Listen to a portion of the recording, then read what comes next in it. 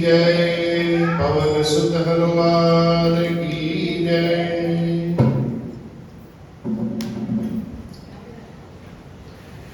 भगवान से प्रार्थना करनी है, एक दिन नहीं, 2 दिन नहीं, 3 दिन नहीं, पूरे महीने भर भगवान की कृपा बनी रहे और पूरे साल भर भगवान की कृपा बनी रहे। ऐसे ही मेला लगते रहे, आते रहे सब लोग, तो बड़ा आनंद आएगा। और इसी के उपलक्ष्य में भगवान से प्रार्थना करते हैं। पहले भजन के साथ आज की शुरुआत करते हैं। आप सभी लोग भजन में साथ दीजिएगा।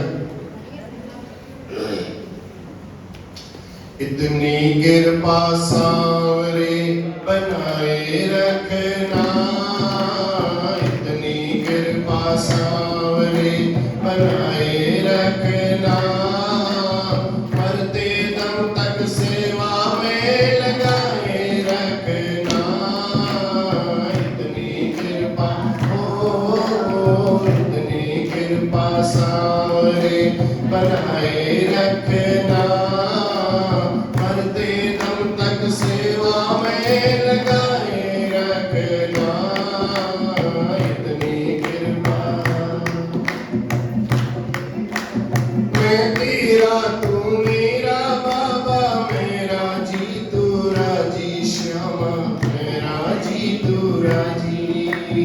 मैं तेरा तू मेरा बाबा, तू राजी मैं राजी बाबा, तू राजी मैं राजी।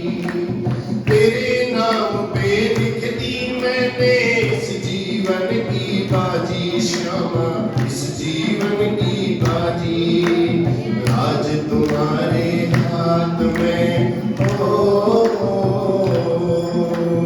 राज तुम्हारे हाथ में बचाए रखना, राज तुम्हारे हाथ में बचाए रखना, मरते दम तक सेवा में लगाए रखना। इतनी कृपा हो, इतनी कृपा सांवरे बनाए रखना, मरते दम तक सेवा में लगाए रखना। इतनी कृपा, हाथ जोड़ कर करूं प्रार्थना, भूल कभी ना जाना श्यामा, भूल कभी ना जाना। हाथ जोड़ कर करूं प्रार्थना, भूल कभी ना जाना बाबा, भूल कभी ना जाना। तेरे दर पर लगा रहे बस मेरा ना जाना श्यामा, मेरा ना जाना। तेरे दर पर लगा रहे बस मेरा ना जाना श्यामा, मेरा ना जाना। दिन पे दिन ये सिलसिला हो, दिन पे दिन ये सिलसिला चलाए रखना, दिन पे दिन रखना, मरते दम तक सेवा में लगाए रखना।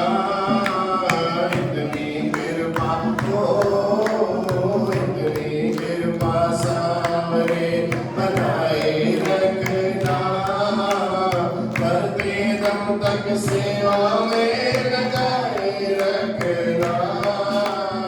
इतनी कृपा, तेरे प्रेमियों में मन लगता और कहीं ना लागे श्यामा, और कहीं ना लागे। तेरे प्रेमियों में मन लगता और कहीं ना लागे राधे, और कहीं ना लागे। सब कुछ फीका फीका लागे तेरे द्वार के आगे बाबा, तेरे द्वार के आगे। सब कुछ फीका फीका लागे तेरे द्वार के आगे श्यामा, तेरे द्वार के आगे। भक्ति की इस भोग को, भक्ति की इस भोग को जगाए रखना,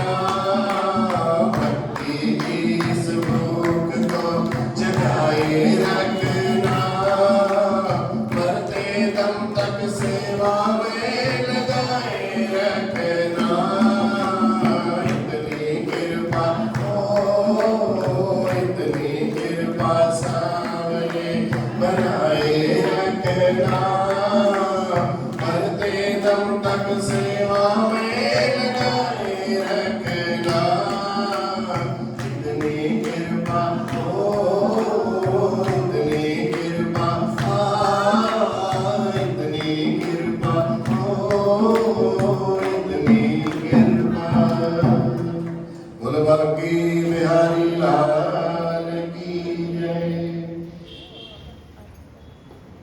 बहुत अच्छा, बहुत प्रेम से आप लोगों ने आज से एक संकल्प लेना है। आज की कथा को श्रवण करते करते मन में ये धारणा करनी है, भगवान से प्रार्थना करनी है कि प्रभु जब तक आपके द्वारा प्रदत्त ये शरीर है तब तक ये कृपा हमको प्राप्त होती है। बड़े भाग मानुष तन पावा, सुर दुर्लभ सब ग्रंथनि गावा। ये मनुष्य का शरीर बड़े भाग्य से मिलता है, बड़े भाग्य से, बहुत सौभाग्य से मिलता है।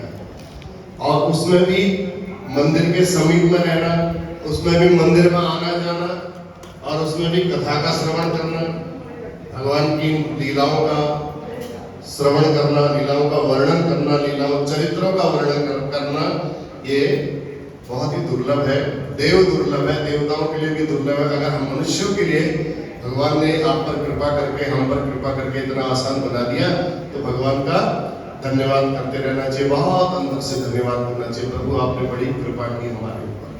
विनम्र भाव से मंदिर में आना है, कहने का भाव, किसी को किसी प्रकार का मैं और तू वाला भाव नहीं दिखाना है, तब आपकी पूजा पूर्ण रूपेण सफल। अगर आपके मन में आता मैंने ऐसा किया, मेरे को क्यों रोक दिया, यहाँ पर जो रहेंगे मंदिर के सेवादार हैं, मंदिर के पुजारी लोग हैं, मंदिर के और भी भक्त हैं, कहीं पर कुछ अनुचित लगता है, यदि आपको बोल दिया जाता है तो इसका मतलब ये नहीं है कि आपकी बेइज्जती कर रही है। इसका मतलब ये है कि आपको उस मार्ग से हटा दिया, अच्छा किया। वहां पर भी बोला करो प्रभु बड़ी कृपा की आपने, क्या पता मेरे से गलत हो जाता। ठीक, अगर हर बात में आप अच्छा ही ढूंढोगे तो आपको अच्छा ही प्राप्त होगा। अच्छा, अगर आप बुराई ढूंढोगे तो फिर पता नहीं क्या प्राप्त होगा। अच्छे का फल तो अच्छा होता है, बुरे का फल क्या होता है आप विचार करिएगा। बोल बांके बिहारी लाल की। आज से कार्तिक का महीना पूर्णिमा से शुरू होकर के पूर्णिमा पर्यंत ये भगवान की कृपा होती है। तो आज से पहला अध्याय शुरू करके सत्यनारायण भगवान की कथा आपको श्रवण कराएंगे। कथा का समय निर्धारित 6:15 बजे का यही रहेगा। आप सभी लोग 6:15 बजे यहाँ बिल्कुल पधार जाए कथा श्रवण करने के लिए। मंदिर में आप 6 बजे आओ, 5:30 बजे आओ, या आपकी अपनी इच्छा है। बाकी कथा 6:15 बजे से लगभग प्रारंभ हो जाएगी।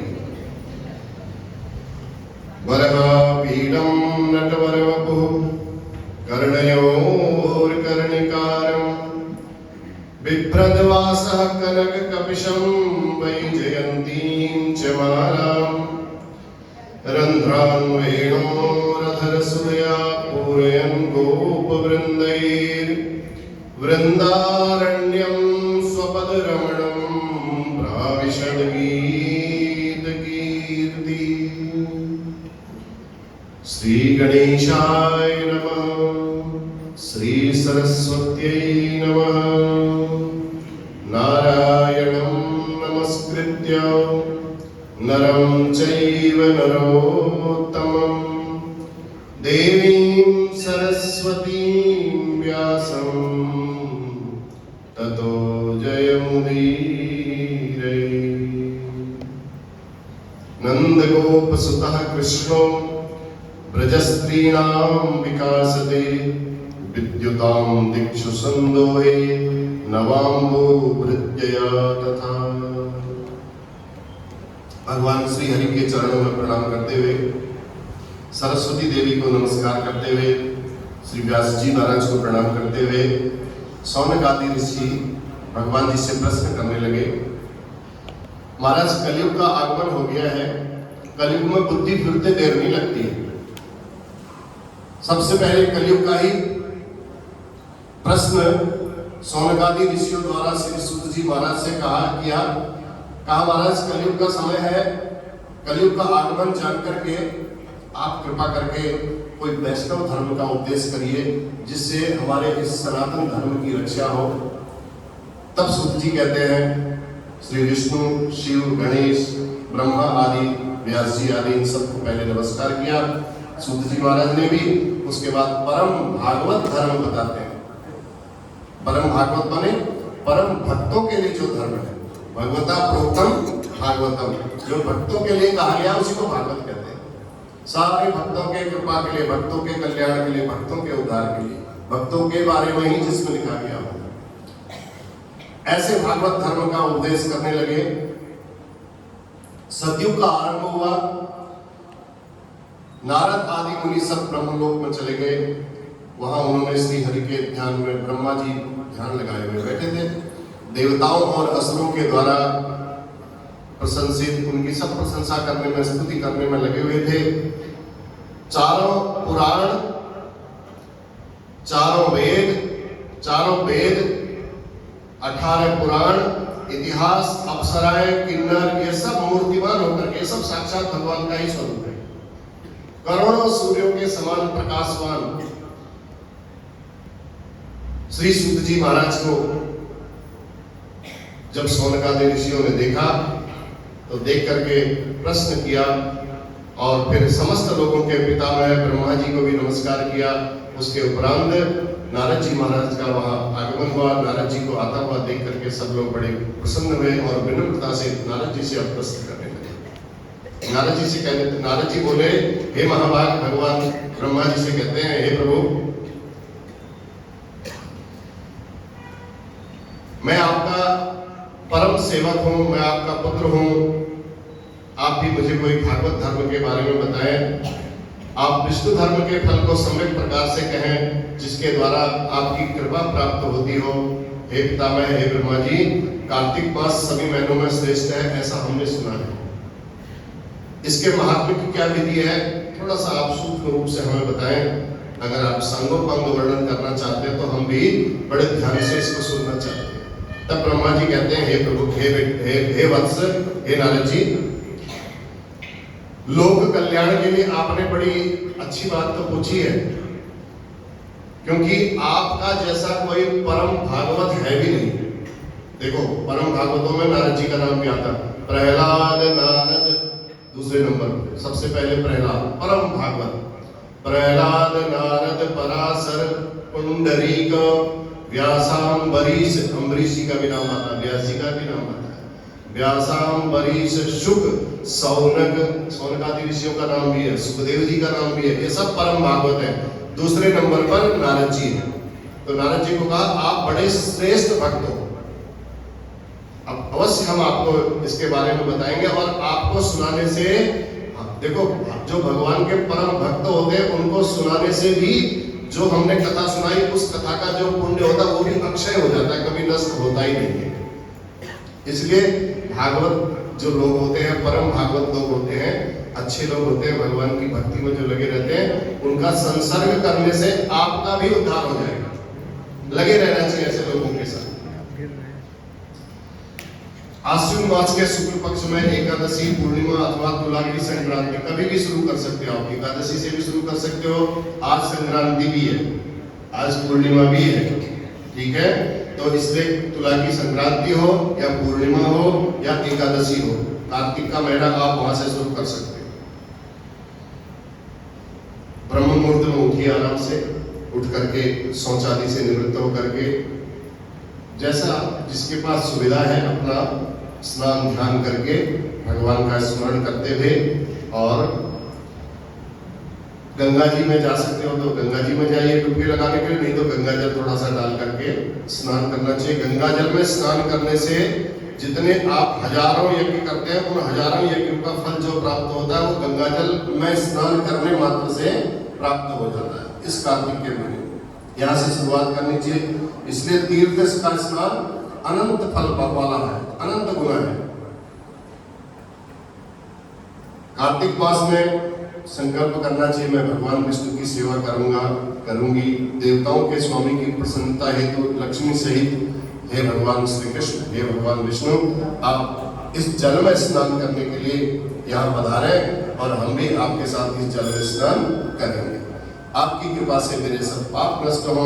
इसके बाद गंगा, विष्णु, शिव, सूर्य, इन सब का ध्यान करना चाहिए। और जो प्रति मनुष्य है, अगर गंगा जी में कहीं स्नान, जल में अगर आप कहीं स्नान करने के लिए जाते हैं तो नाभि पर्यंत जल में खड़े होकर के स्नान करना ज्यादा श्रेष्ठ बताया गया है। उसके बाद शुद्ध वस्त्र इत्यादि धारण करके देवताओं का, ऋषियों का, मनुष्यों का तर्पण करना चाहिए।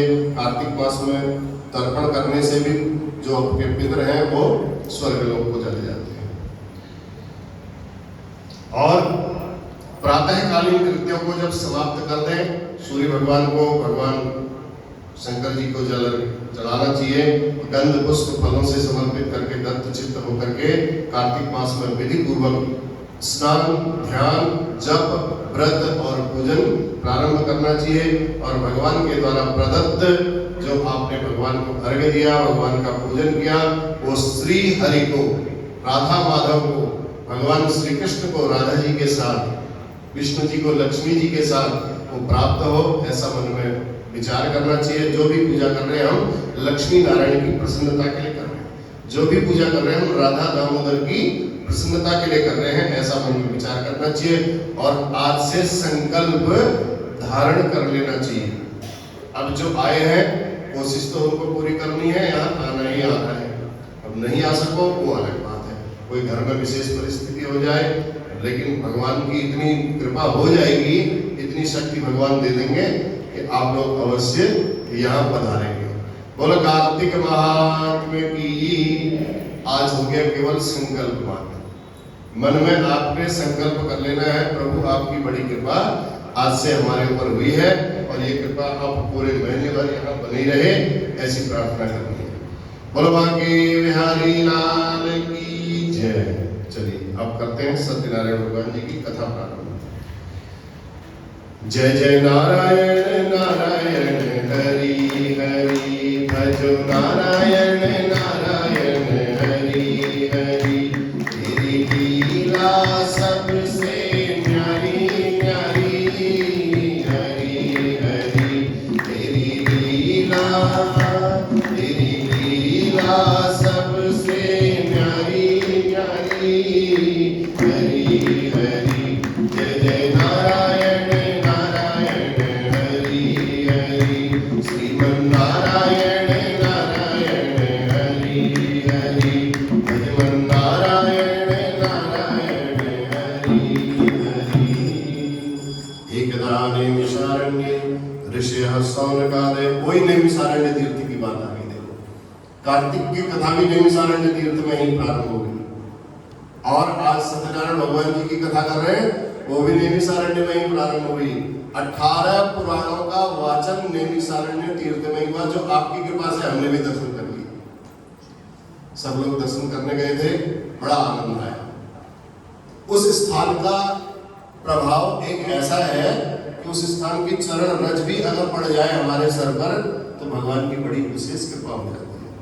तो ऐसा वह पुण्य पवित्र स्थान नैमिषारण्य, जहाँ सौनक आदि 88,000 ऋषि मुनि जंगल था, वहां बैठे हुए थे, एकांत में बैठ करके प्रभु का ध्यान कर रहे थे। तो सूत जी महाराज का वहां समागमन हुआ। सूत जी को आता हुआ देख करके ऋषि लोग बड़े प्रसन्न हो गए। कहा महाराज हम तो यही ध्यान कर रहे थे कि ये गृहस्थ लोगों का उद्धार कैसे हो। कलयुग में इतने क्लेश हैं, इतने कष्ट हैं, उन कष्टों का निवारण किस प्रकार हो, इसके लिए हम तो महाराज विचार कर रहे थे। आपका आगमन हो गया, आपको आता हुआ देखा, बड़ा अच्छा लगा। महाराज आप भी बताइए कि इस कलयुग में इन कष्टों का निवारण कैसे होगा। तब सूत जी महाराज ने ऋषियों देखो भगवान का नाम और ध्यान, नाम जप करो, भगवान का ध्यान करो, भगवान का पूजन करो, बस इतना करने मात्र से आपके कष्टों का निवारण धीरे धीरे तो हो ही जाएगा। अब पूर्व जन्म के बहुत ज्यादा उत्कृष्ट पाप होंगे तो ही नष्ट नहीं हो पाएंगे, अन्यथा कोई ऐसा नहीं है कि भगवान के पूजन के बाद नष्ट न हो।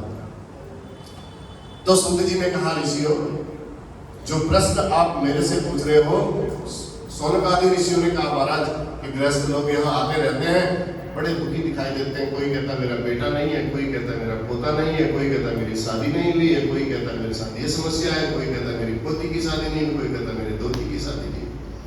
महाराज सब बड़े दुखी हैं। किसी के पास धन नहीं है, किसी के पास अन्न नहीं है, किसी के पास अन्न है, धन है, तो किसी के पास कुछ और नहीं। कुल मिलाकर के संसार में सब दुखी है। उनके दुख को दूर करने का महाराज कोई उपाय बताइए। तब सूत जी ने कहा बहुत अच्छा प्रश्न ऋषियों आपने पूछा है। जो प्रश्न आप पूछ रहे हो, यही प्रश्न नारद जी ने एक बार भगवान विष्णु से पूछा था।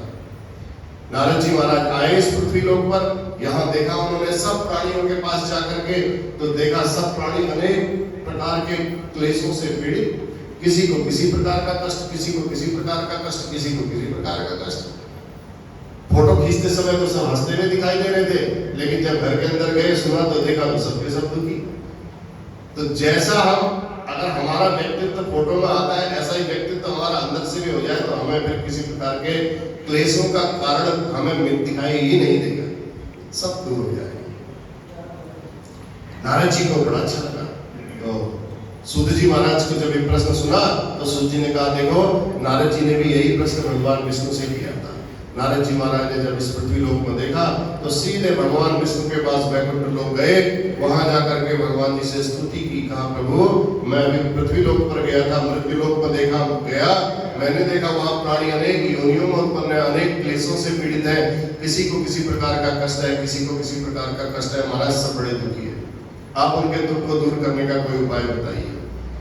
तब नारद जी की बात सुनकर के भगवान विष्णु बड़े प्रसन्न हुए, कहा नारद जी महाराज इस कलयुग में सत्य नारायण भगवान का व्रत और पूजन कर लो, खाली कथा ही सुन लो, अगर व्रत ना हो खाली कथा ही श्रवण कर लो, आप तो कथा श्रवण करने मात्र से भी सब प्रकार के कष्टों का निवारण। अच्छा, नारद जी ने कहा ये तो बड़ी अच्छी बात बताई आपने महाराज, आप बताइए फिर इसका फल क्या है, इसको कब करना चाहिए, किस विधि से करना चाहिए, किसने इस व्रत को किया है। तब भगवान कहते हैं, देखो भगवान विष्णु के मुंह से निकला हुआ है और नारद जी को बताया है, जो भगवान विष्णु ने नारद जी को बताया वही सूत जी महाराज सौनकादि ऋषियों को बता रहे हैं। नारद जी ने पूछा इसका फल क्या है, कहा इसका फल है दुख शोकादि को दूर करने वाला, धन धान्य को बढ़ाने वाला, सौभाग्य को देने वाला, संतति को देने वाला।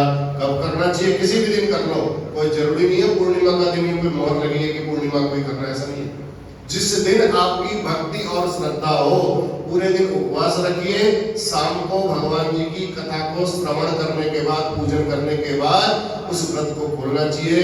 इस प्रकार जो शास्त्रोक्त विधि से श्री भगवान हरि का पूजन करते हैं, भगवान उनकी सारी मनोकामनाएं पूर्ण करते हैं। और इस कलयुग में सबसे सरल और सबसे छोटा उपाय यही है। बोलिए सत्यनारायण भगवान की जय। जय नारायण नारायण हरि हरि, भजो नारायण नारायण हरि हरि, श्रीमन नारायण नारायण हरि हरि। नारद जी ने पूछा महाराज किसने इस व्रत को किया, ये भी तो बताइए। तब बताते हैं काशी में एक ब्राह्मण थे, भिक्षावृत्ति में जाते थे। अब भिक्षावृत्ति में जाते जाते जाते जाते समय निकलता गया। एक युवावस्था भगवान ने ऐसी बनाई है, इसमें पत्थर कंकड़ भी यदि मिल जाए ना वो भी पच जाता है, पता ही नहीं चलता है, रोटी कच्ची है कि पक्की है, सब पच जाती है। अब ब्राह्मण हो गए वृद्ध, चलने फिरने में हो गए असमर्थ। अब भगवान जी से प्रार्थना करने लगे, प्रभु आपने इतनी कृपा मेरे ऊपर की, मैं पूरी जिंदगी भर आपकी सेवा में लगा रहा, कहीं अंत समय में आपकी सेवा से अगर वंचित हो गया। देखो शास्त्रों में लिखा हुआ है कि अंतिम समय जब आए उस समय भगवान का नाम स्मरण करते हुए अगर ये प्राण निकल जाए तो उससे श्रेष्ठ कुछ और नहीं। लेकिन ये हो कैसे, जब आप अभी से अभ्यास करोगे तब जाकर करोगे। अब ब्राह्मण भगवान जी से ये कहते हैं, प्रभु पूरी सेवा की है इतनी समय तक, अब कहीं अंत में जाकर के मैं भूख प्यास से बेचैन होकर के कहीं इधर उधर पड़ा रहूंगा, आपका स्मरण नहीं होगा, शरीर से प्राण निकल गए तो मेरी तो दुर्गति हो जाएगी। महाराज आप कोई ऐसा उपाय बता दीजिए, ऐसा मेरा घर भी धन धान्य से संपन्न कर दीजिए जिससे मैं आपकी सेवा कर सकूं। धन धान्य से संपन्न किया है भगवान ने ही किया है, ये बात विशेष रूप से ध्यान रखिएगा। और भगवान ने इतनी सोचो, पूरी पुरानी हिस्ट्री पे आ जाओ, क्या था हमारे पास, कुछ नहीं था। जब भगवान ने इतनी कृपा की, आज सब कुछ दे दिया, तो उन्हीं भगवान जी की सेवा करने के लिए उस धन को खर्च करने में कंजूसी भी नहीं करनी चाहिए। तो यही भगवान से प्रार्थना करने लगे, प्रभु मेरा घर भी धन धान्य आदि से परिपूर्ण हो तो मैं आपकी सेवा में ही लगे रहूंगा, उससे मैं कुछ अपने ठाट बाट करने की मेरी ज्यादा इच्छा नहीं है। अब मेरी स्थिति केवल ऊपर जाने की है, आपका स्मरण करने की। रोज भगवान जी से ऐसा कहते चले जाते। बहुत समय हो गया उनके बारे में कोई विचार नहीं हुआ। ब्राह्मण को भी लगा कि भैया कोई सुनने वाला तो है नहीं, मैं भगवान के अलावा किसी और के पास जाऊं तो जाऊं कैसे। वो रोज भगवान जी के आगे कहते, वो भी कह रहे थे, छोड़ा उन्होंने भी नहीं। तो इसलिए संकल्प भगवान जी के प्रति करो, छोड़ दो भगवान जी के ऊपर। तदीय वस्तु गोविंद तुभ्यमेव समर्पे, प्रभु आपको ही जो कुछ करना है आप करिए, मुझे नहीं पता मुझे क्या करना है। आप करने वाले हैं, आप कराने वाले हैं, आप शक्ति देने वाले हैं। आपकी कृपा यदि हमारे ऊपर हो जाएगी तो हम सब कुछ कर सकते हैं, नहीं तो हम कैसे कर पाएंगे। ब्राह्मण भी भगवान जी के आगे समर्पित भाव से रोज कहने लगे। भगवान को लगा कि अब ये मेरे अलावा किसी और पर आधारित नहीं है, इसलिए भगवान बूढ़े ब्राह्मण का रूप बना करके उपस्थित हुए, ब्राह्मण को आशीर्वाद दिया, उठाया, कहा, ब्राह्मण से कहा, महाराज बोलो, आप बड़े दुखी और उदास दिखाई देते हो, आपके दुखी होने का कारण क्या है। तब ब्राह्मण ने अपनी सारी हिस्ट्री बताई, सारी कथा बताई।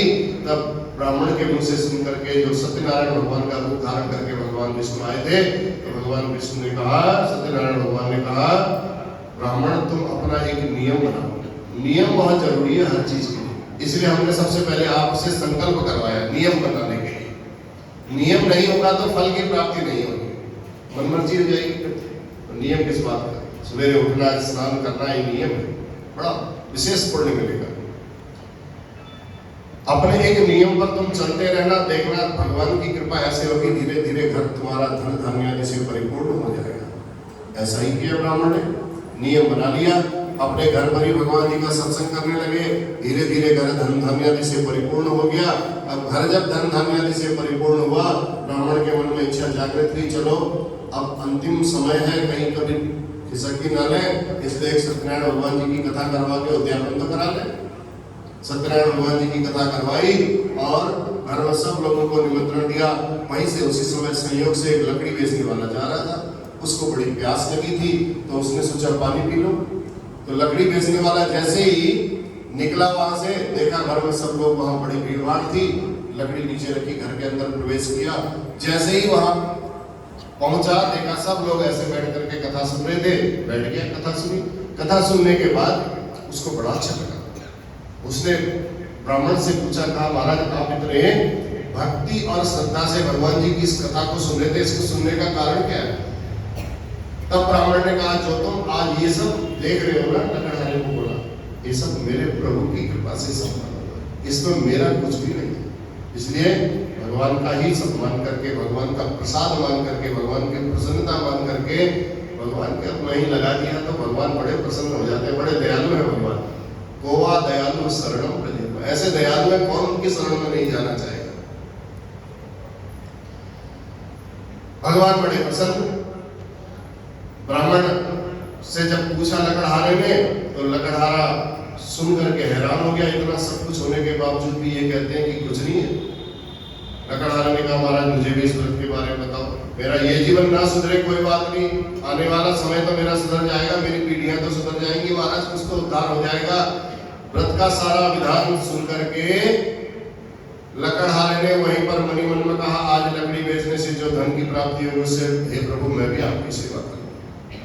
लकड़ी बेचने निकला, ऐसी जगह पहुंचा जहां बड़े बड़े सेठ साहूकार लोग रहा करते थे। वही लकड़ी का दाम से चौगुना मिल गया। लौट करके आया, भगवान जी का पूजन किया, नियम बनाया। उस नियम पर चलते चलते वह लकड़हारा भी धन पुत्र आदि से युक्त हुआ, संसार के सारे सुख भोग करके मरने पर वह भी स्वर्गलोक को चला गया। बोलिए सत्यनारायण भगवान की। एक कुलकामुख नाम के राजा थे, बड़े जितेंद्रिय सत्यवक्ता। राजा और रानी में बड़ा प्रेम, तो राजा ने घर के समीप में ही एक नदी का किनारा था, तुंगभद्रा नदी के तट पर यज्ञ करवाया सत्यनारायण भगवान का। एक साधु नाम का व्यापारी वहां से व्यापार करने के लिए आ रहा था। व्यापारी ने नाव किनारे पर लगाई, वहीं पर राजा के पास जाकर के बैठ गया। कथा सुनी, कथा सुनने के बाद राजा से पूछा, कहा राजन बड़ी श्रद्धा और भक्ति से आप राजा होकर के भी इस कथा को बड़े ध्यान से सुन रहे थे, इसका कारण मुझे जानना है। तब राजा के मुंह से जब उसने सुना, तो राजा ने कहा, अरे व्यापारी, मैं संतान प्राप्ति के लिए महाशक्तिमान श्री सत्यनारायण भगवान जी का व्रत और पूजन कर रहा हूँ। उस व्यापारी को बड़ा अच्छा लगा। उसने कहा, महाराज मेरी भी कोई संतान नहीं, आप कृपा करके मेरे ऊपर भी कृपा बढ़ाइए। उस व्रत का सारा विधान सुन करके भगवान जी को कहा, प्रभु यदि आपकी कृपा से मेरे घर में भी कोई संतान हो गई तो मैं भी सत्यनारायण भगवान जी की पूजा करवाऊंगा। चले गया व्यापार करने के लिए। शाम को लौट के आया, अपनी पत्नी को उसने बताया कि आज राजा मिले थे, ऐसे ऐसे व्रत के बारे में मैं सुन करके आया हूँ। बड़ा प्रसन्न हो गया। पर घरवाली ने जब सुना तो वो और प्रसन्न। उन्होंने कहा जब हमारे घर में भगवान जी की कृपा होगी तो हम अवश्य सत्यनारायण भगवान जी की पूजा करवाएंगे। समय बीतता गया, पत्नी गर्भवती हुई, सुंदर सी कन्या घर में हो गई, बेटी की किलकारियां घर में गूंजने लगी। तो पत्नी को याद आया एक दिन, अरे मेरे पति ने एक बार बहुत पहले ऐसा ऐसा बोला था। अपने पति को बुलाया, एक दिन कहने लगी आपने बहुत पहले ऐसा बोला था, याद है आपको? कहा हाँ मेरे को याद तो आ गया, बिल्कुल सही बोलती है। कहा चलो फिर अब पूर्णिमा आ रही है, संक्रांति आ रही है, एकादशी आ रही है, भगवान जी की कथा करवा लें। व्यापारी ने कहा अभी समय नहीं है, कुछ समय बाद फिर कर लेंगे। फिर पत्नी ने याद दिलाया, फिर समय का अभाव। तो एक दिन उसने अपनी पत्नी को कहा ऐसा करते हैं, बेटी अभी छोटी है, थोड़ा बड़ी हो जाएगी, इसका विवाह भी करेंगे और लगे हाथ सत्यनारायण भगवान जी की कथा भी करवा दें। बात को आगे डाल दिया। समय बीतता गया, बेटी घर में दिनों दिन चंद्रमा के कलाओं की तरह बढ़ने लगी और ये व्यापार करते करते इतना धन कमाते कमाते इतना वो मस्त हो गए कि समय कब व्यतीत हुआ पता ही नहीं चला। शाम को लौट के आए, एक दिन लगा इनको कि मेरी बेटी तो बड़ी हो गई, विवाह के योग्य हो गई, इसका विवाह कर देना चाहिए। तो अपने जितने दूध थे बुलाया, कहा जाओ व्यापारी पुत्र मेरी बेटी के लिए सुयोग्य व्यापारी पुत्र ढूंढ करके लाए। दूध गए 4 दिशाओं में, सुयोग्य व्यापारी पुत्र ढूंढ करके लाए। अपनी बेटी का विवाह बड़ी धूमधाम से कर भी दिया, शादी भी हो गई। देखो भगवान सब मनोकामनाएं पूर्ण करते जाते हैं, लेकिन हम ऐसे हैं जो भगवान को वचन दिए थे या किसी को भी वचन दिए थे, ईश्वर अंश जीव अविनाशी, वचन तो किसी को भी दे दो, वचन तो वचन होता है। ये सब जितने हैं यहाँ पर बैठे हुए हैं, ये सब ईश्वर का ही अंश है, कोई अलग नहीं है, ये सब भगवान के ही रूप है। वचन जिसको जैसा दिया जाए उस वचन का पालन करना चाहिए। आज बेटी का विवाह हो गया, लेकिन भगवान जी की कथा कराना ही भूल गए। भगवान ने कहा भैया अब गलत हो गया, पहले तुम मार्ग पर चलते थे, आज तुम मार्ग से ही हट गए हो, अब तुमको दंड देना पड़ेगा। जैसे ही मार्ग से हटे, भगवान ने कहा अरे व्यापारी तू अपने धन पर बहुत अहंकार करता है, चाहे इसी धन के कारण तुझे बहुत कष्ट उठाना पड़ेगा। पहले अकेला व्यापार करता था, एक दामाद जी और हो गए। ससुर और दामाद ने व्यापार को बड़ा अच्छा चलाया, इतना अच्छा पैसा कमाया कि चलो यहाँ पत्नी और बेटी को सौंप देते हैं, हम दूसरी जगह चले जाते हैं व्यापार करने के लिए। यहाँ पत्नी और बेटी को सौंपा, राजा चंद्रकेतु के यहाँ पहुंच गए व्यापार करने के लिए। राजा ने आज्ञा दे दी, बड़े अच्छे व्यापारी हैं करके, वहां भी व्यापार बड़ा अच्छा चला, लेकिन माँ और बेटी को व्यापार को उतना अच्छा नहीं चला पाए। व्यापार बंद हो गया था, माँ और बेटी जहाँ चलाती थी, वहां व्यापार बड़ा अच्छा चलने लगा। अब भगवान की लीला तो देखो, जो वचन दिया है भगवान ने, जहां पर जिसको कष्ट लिखा है वो कष्ट तो उसको भोगना ही पड़ेगा। भगवान ने ऐसी लीला रची, जहां साधु और उसका दामाद व्यापार करते थे राजा चंद्रकेतु के, वहां चोरी हो गई। चोर राजा का धन चुरा करके भागने लगे और राजा को जैसे ही पता चला, राजा ने सिपाहियों को पीछे से भेज दिया, पकड़ करके लाए। दोनों उनकी नाव में जब धन मिला, राजा को बड़ा क्रोध आया, राजा ने तुरंत कारावास में डाल दिया। पूछा ही नहीं उनसे तुमने चोरी की या नहीं की। इसलिए कभी ऐसी कोई कथा के माध्यम से हमें शिक्षा लेनी चाहिए। ऐसी कोई घटना हो भी जाती तो कानों का कच्चा नहीं होना चाहिए, एक बार जरूर पूछ लेना चाहिए, उनकी बात को भी पूछ लेना चाहिए। राजा होकर के भी राजा ने उनसे पूछा नहीं कि तुमने तुम्हारी नाव में धन कैसे मिला, जेल के अंदर डाल दिया। यहाँ माँ और बेटी उनका व्यापार बंद हो गया था। आज घर की परिस्थिति ऐसी हुई कि जिस घर में माँ और बेटी रहती थी वहां भी चोरी हो गई, खाने के लिए भी कुछ नहीं रहा।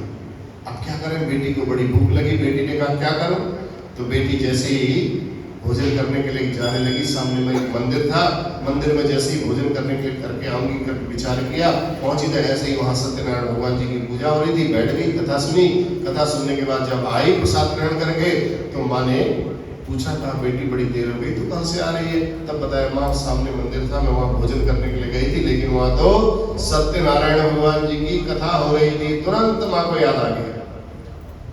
हमें भी ऐसे ठोकर लगते रहती है और ठोकर लगते लगते याद आते रहता है, अरे कहीं मैंने ऐसा तो नहीं बोला था, वैष्णो देवी की यात्रा पर गया था, मैंने वहां ऐसा तो नहीं बोला, कहीं मैं फलानी जगह गई थी, या कहीं मैंने वहां चुन्नी बांध दी थी, कहीं मैंने भगवान जी के आगे ऐसा बोला था। मन में बातें आती हैं, सत्य बातें मन में दोबारा से रिपीट होती है, ताकि हमें सुधरने का एक बार मौका और मिल जाए। यहाँ भी माँ को तुरंत याद आया, माँ ने कहा हाँ बेटी जब तू पैदा भी नहीं हुई थी तब हमने भगवान जी को ऐसा ऐसा बोला था, आज देख कितना समय हो गया, तेरी शादी भी हो गई है, हम भगवान जी की पूजा ही नहीं करवा पाए। हो न हो कहीं भगवान की लीला से ऐसा न हो रहा हो, इसलिए तुरंत भगवान जी का स्मरण करने लगी, रोने लगी। कहती प्रभु आज पूजा करूं, तब पूजा करूं कैसे? अब तो पैसा भी नहीं है, धन भी नहीं है। जब खूब सारा धन था मेरे पास, मैं सोने चांदी के लड्डू भी आपको चढ़ा सकती थी, इतना मेरे पास धन था, तब तो मैं पूजा ही नहीं कर पाई, आपका नाम ही नहीं ले पाई।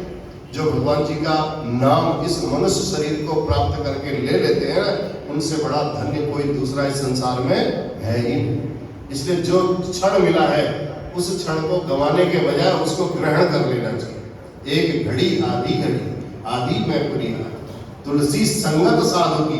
ये आप लोगों की संगत ये साधुओं की है। साधु माने कोई सन्यासी नहीं जिनकी शादी नहीं हुई, वो साधु नहीं। साधु माने सज्जन, साधु माने जो भगवान के भक्त हैं। तुलसी संगत साधु की हरे कोटि अपराध, करोड़ों अपराध, करोड़ों कष्टों को नष्ट कर देती है। तो यहां भी माँ को समझ आ गया, माँ ने कहा बेटी बहुत गलती हो गई। अब रोने लगी भगवान जी के आगे जाकर के। भगवान जी भी देखो बड़े दयालु है, भगवान जी को दया आ गई। भगवान जी ने कहा भूला बिसरा जैसे बच्चा होता ना अपना, कितने भी गलतियां कर लेता है तो शाम को लौट करके आता है, उसी समय अपनी माँ के गले लग जाता है, अपने पिता के पास चले जाता है, तो सब अपराध माफ कर देते हैं। कोई बात नहीं बेटा, अब आगे से ध्यान रखना, ऐसी गलती नहीं करना। रोने लगी भगवान जी के आगे। भगवान जी को दया आई, राजा चंद्रकेतु को भगवान ने स्वप्न में दर्शन दे दिया। यहाँ आपने पूजा की और वहां राजा चंद्रकेतु को स्वप्न में दर्शन दिया। कहने का भाव कि आप कोई पूजा कर रहे हैं तो उसका प्रसाद, उसकी सेवा, उसका पुण्य कहीं न कहीं अच्छे के रूप में आपको प्राप्त होना ही होना है। कहीं आपके पूर्वजों ने अच्छा किया था, तभी तो आप इस मंदिर में आकर के बैठ के कथा सुन रहे हो। वो बीज बोया, वो पौधा पनपा, उसमें इतने अच्छे अच्छे फल लगे। तो ये सब हमारे पूर्व पुरुषों के, हमारे पूर्वजों के, हमारे पितरों की कृपा से ये सब प्राप्त हुआ। तो इसलिए पितरों की भी सेवा करनी चाहिए। जब आप अच्छा बीज बोओगे तो उसका फल अच्छा कहीं न कहीं मिलेगा ही मिलेगा। वहां राजा चंद्रकेतु को स्वप्न में दर्शन हुआ। राजा प्रातः काल होते तूने दोनों व्यापारियों को नहीं छोड़ा, तेरा मैं धन पुत्र राज्य सब नष्ट कर दूंगा।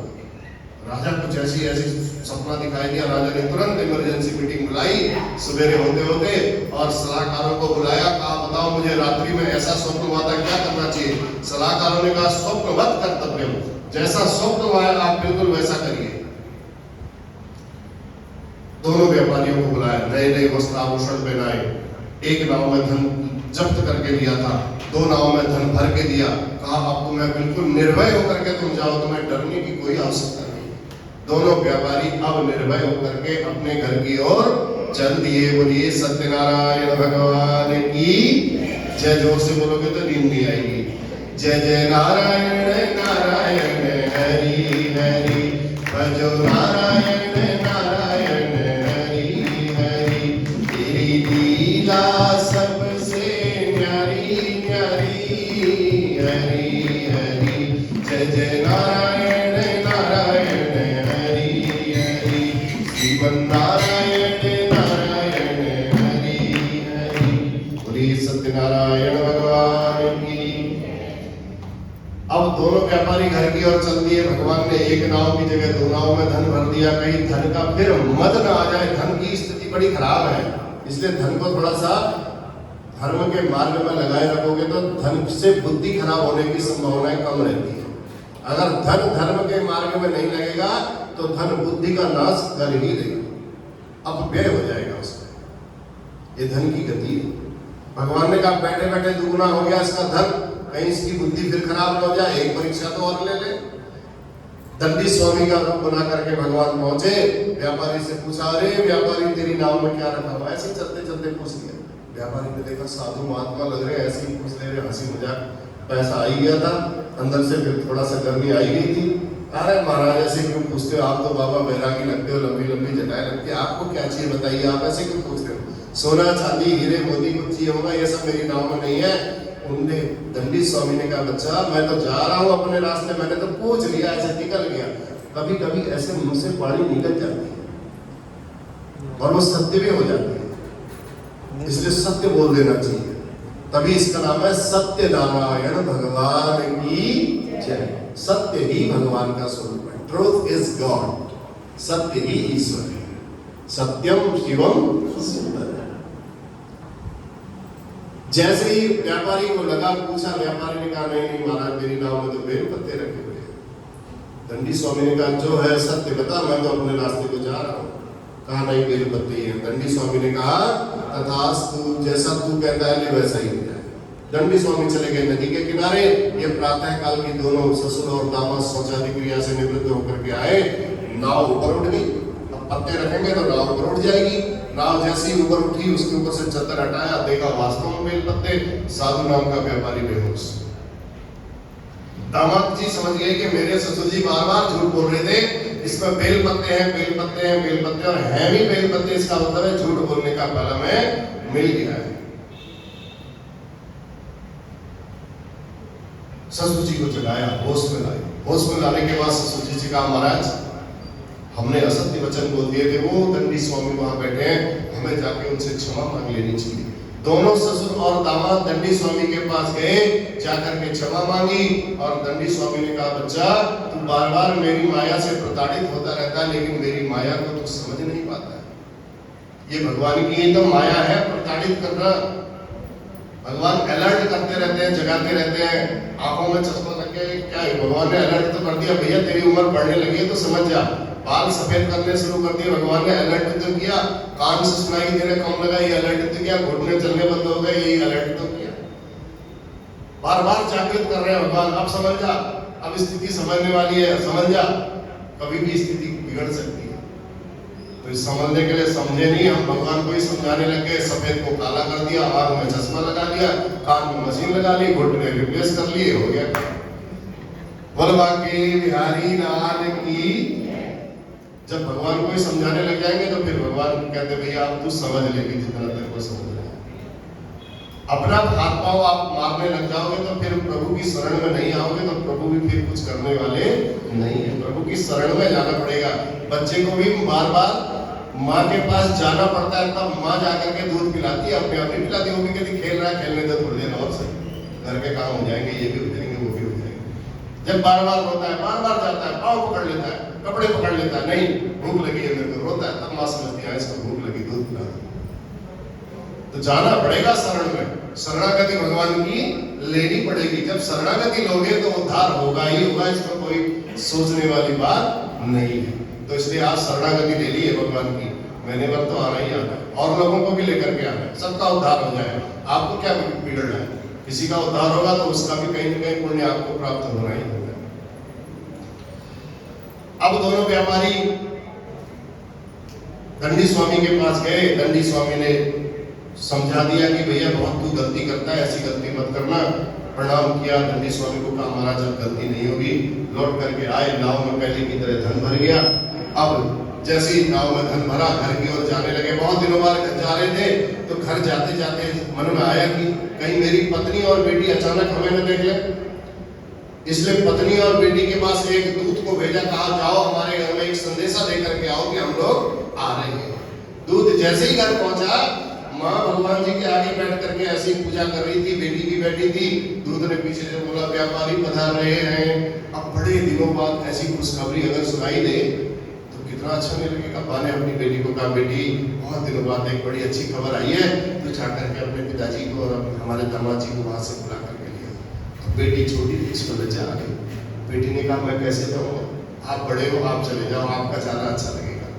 माँ ने कहा बेटी हमने पूजा शुरू कर दी है, मैं कैसे छोड़ के जाऊं? तो या तो तू पूजा पूरी कर लेना, उसके बाद फिर तू आ जाना। बेटी ने कहा ठीक है मैं आ जाऊंगी। माँ बेटी को पूजा सौंप करके उनको वहां रिसीव करने के लिए, स्वागत करने के लिए वहां पहुंची। बेटी यहाँ भगवान जी की पूजा कर रही थी। अब पूजा करते करते मन है ना बड़ा चंचल है, भागा, हमारा भी तो मन भाग रहा। सब घड़ी की नजर, घड़ी पर ही नजर है, कथा पर नजर नहीं है किसी की, घड़ी पर नजर है। मन भाग रहा है, गलती आपकी नहीं है, वो मन की गलती है। तो मन को कंसंट्रेट करने का घर के काम भी है, सबकी व्यवस्था अलग है। किसी को 5:30 बजे का टाइम सूट करता है, किसी को 6:30 बजे का टाइम सूट करता है, किसी को 7 बजे का टाइम सूट करता है। अब कोई तो वैसे कहते 4 बजे की कथा कर लो तो हम आ जाएंगे। अब 4 बजे उठ करके कब तुम उठोगे, कब तुम आओगे, कब तुम यहाँ कथा सुनोगे? तो सबको अलग अलग टाइम सूट करता है, इसलिए सब टाइम को ही देखते हैं। टाइम की ओर सबकी नजर है। तो समय से होगा वही, जितना हो वही सोई जो राम रचि राखा, होता उतना ही समय में जितना समय निर्धारित है। तो यहाँ भी लौट करके आए दंडी स्वामी के पास से, और माँ पहुंच गई उनको लेने के लिए। बेटी भगवान जी की पूजा कर रही थी। पूजा करते करते बेटी के मन में आया कि चलो मैं भी चली जाती, माँ चली गई है, बहुत दिनों बाद आ रहे हैं, दर्शन करके आते, हम भी बैठ के पूजा कर लेते। सोचा, उठी और बेटी भी चलती। अब भगवान ने ये तो विचार का गलत हो गया। देखो कथा में बैठे हो तो कथा पूर्ण होने के बाद ही जब पूछिए, मनमर्जी से आना और जाना भी नहीं होना चाहिए। भागवत में हमने इस बारे में बताया भी था। एक आपको विराजमान हो आप लोग, एक आप बंधन में हो, तो बड़ा अंतर हो जाता है। भगवान जी की कथा में बैठो, भगवान जी की कथा को श्रवण करने की कोशिश करो। मन भटक रहा है उसको खींच के लाओ, राइट, कहीं नहीं जाना है, आप बैठो इधर, अभी हम भगवान जी की कथा सुन रहे। 2 दिन बाद डांटोगे मन को, फिर मन आ जाएगा काम। अगर मन को भगाते रहोगे तो फिर वो और दूर भाग जाएगा। अभी तो दिल्ली में ही है, पता चले मुंबई भी पहुंच जाए, राजस्थान भी पहुंच जाए, जिसका जहां मायका है वहां भी पहुंच जाए। कई बातें। बेटी वहां पहुंची, भगवान ने ऐसी लीला रची, उसके पिताजी तो आगे से आगे आ रहे थे, नाव आते आते किनारे पार लग गई और दामाजी थोड़ा पीछे थे। जैसे ही दामाजी किनारे किनारे आने लगे, मौसम एकदम ऐसा परिवर्तित हुआ, अचानक आंधी तूफान। अब क्या हो, किनारे पर आते आते नाव डगमगाने लगी, डूब गई। बेटी ने देखा ये क्या हुआ, मेरे पिताजी इसी रास्ते से आए, सही मौसम था, मेरे पति डूब गए। बेटी बेहोश। साधु नाम का जो व्यापारी था वो समझ गया कहीं न कहीं फिर हमसे गलती हो गई है। अब क्या गलती हो गई है, भगवान जी से प्रार्थना करता है, पूछता है भगवान जी से, प्रभु मेरे से, मेरे परिवार से, मेरे बच्चों से जिससे जो गलती हो गई आप क्षमा करो। तब आकाशवाणी होती है। आकाशवाणी क्या है, अंदर से जो आवाज आती है उसी को आकाशवाणी कहते हैं। मन की जो बात होती है, तुरंत हमारे गलत करते ही अंदर से आवाज आती, नहीं मुझे ऐसा नहीं करना चाहिए, तो गलती करती। यही आकाशवाणी। तुरंत आकाशवाणी, अरे व्यापारी तेरी पुत्री मेरी पूजा छोड़ करके, मेरा प्रसाद छोड़ करके आई है, इसलिए इसका पति अदृश्य हो गया है। ये घर जाए, भगवान जी का पूजन करे, प्रसाद ग्रहण करे, तो इसे इसके पति के दर्शन अवश्य होंगे। बेटी घर गई, प्रसाद ग्रहण करके आई, पूजन करके प्रसाद ग्रहण करके आई, अपने पति के साक्षात दर्शन किए, सारा परिवार बड़ा आनंदित हो गया। अब वहां से घर की ओर जाने लगे। उस दिन पूर्णिमा की तिथि, तो साधु नाम के व्यापारी ने बोल दिया, आज पूर्णिमा की कथा आज ही करनी है, कल के दिन के लिए नहीं छोड़ेंगे। कल के दिन के लिए छोड़ेंगे तो फिर कल आज तक आया ही नहीं, आया हो तो बता दो मुझे। घर पर हम कथा करने के लिए, पूजा करने के लिए, अच्छे काम करने के लिए कितना सोचते हैं, कभी किसी के पास टाइम नहीं होता, कभी किसी के पास टाइम नहीं होता, कभी अपने पास ही टाइम नहीं होता। आज करेंगे, कल करेंगे, काल करे सो आज करें, आज करे सो अब। पल का कोई भरोसा नहीं, पल में परले होएगी, बहुरी करोगे फिर कब करोगे बताओ। कब कब करते करते करते 10, 20, 50, 55, 60, 65, 70, 75 साल हो गए, अभी तक कार्य पूर्ण नहीं हो पाए, तो आगे कब होंगे पूर्ण। इसलिए जो समय मिला उसी को कैच कर लो, बस उसी को प्राप्त कर लो। पूर्णिमा के दिन घर में पूजन हुआ। साधु नाम के व्यापारी ने नियम बना लिया कि अब जब भी पूर्णिमा की तिथि आएगी, मेरे घर में भगवान जी का पूजन होगा ही होगा। बस उस पूजन के प्रभाव से भगवान जी की बड़ी विशेष कृपा हुई, घर धन धान्यादि से परिपूर्ण हुआ, और उसके बाद मरने पर वह भी स्वर्ग लोक को चला गया। बोलिए सत्यनारायण भगवान की। एक तुंगध्वज नाम के राजा थे, उन्होंने भी भगवान जी का प्रसाद छोड़ दिया। जंगल में शिकार खेलने के लिए गए, छोटे छोटे बच्चे गायों की सेवा करने के लिए आए और राजा को बुला के लिए आए। राजा से कहा, राजन आइए, हमने शालिग्राम भगवान जी का पूजन किया, प्रसाद ग्रहण कर। राजा हाथ हो गया, भगवान जी का नाम लेकर सुन करके हाथ में प्रसाद लिया, बच्चों की तरफ देखा, बच्चे बड़े छोटे छोटे, बड़े बच्चे गंदे, जंगल में धूल मिट्टी में तो गंदे हो ही जाते हैं। हाथ में लिया हुआ प्रसाद वहीं छोड़ दिया और अपना आगे चले गया। शाम को लौट के जाता है, देखता है इतना बड़ा बड़ा हॉल, इतने बड़े बड़े महल, राजा के सब गायब, सब नदारत। राजा ने कहा ये क्या हुआ, प्रातः काल में यहाँ से गया था सब ठीक था, शाम को यहाँ लौट के आ रहा हूँ, कुछ भी ठीक नहीं है। तो राजा ने विचार किया, सोचते सोचते सोचते सोचते राजा की समझ में आ गया कि हाँ बच्चे बड़ी श्रद्धा से प्रसाद लाए थे, यही गलती मेरे से हुई है, वो प्रसाद मैंने छोड़ दिया, बस ऐसा मुझे नहीं करना चाहिए था। रात्रि में राजा जंगल गया, उसने भगवान जी का पूजन किया, प्रसाद ग्रहण किया, लौट के आया और लौट के आकर के उसने देखा, जैसे ही देखा नगरी ज्यों की त्यों, तब राजा की समझ में आ गया कि ये मेरे से बहुत बड़ी गलती हो गई थी, मुझे ऐसा बिल्कुल नहीं करना चाहिए। तब से राजा ने नियम बनाया, सब बच्चों को संस्कार दिए, अच्छे दिए और लंबे समय तक दीर्घायु होकर के उस राज्य का उपभोग किया। मरने पर वह भी स्वर्गलोक को चला गया।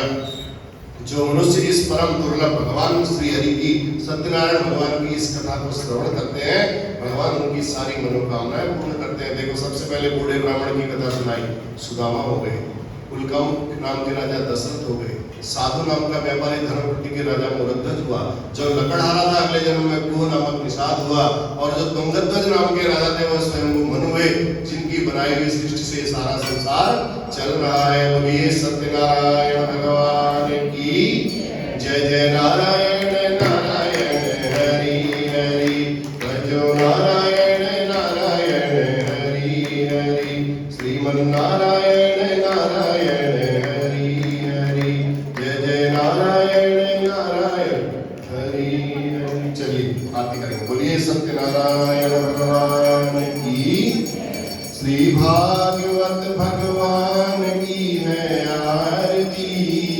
पापियों को पाप से है तारती। श्री भागवत भगवान की है आरती, पापियों को पाप से है तारती। ये अमर ग्रंथ ये मुक्ति पंथ ये पंचम वेद निराला, नव ज्योति जगाने वाला।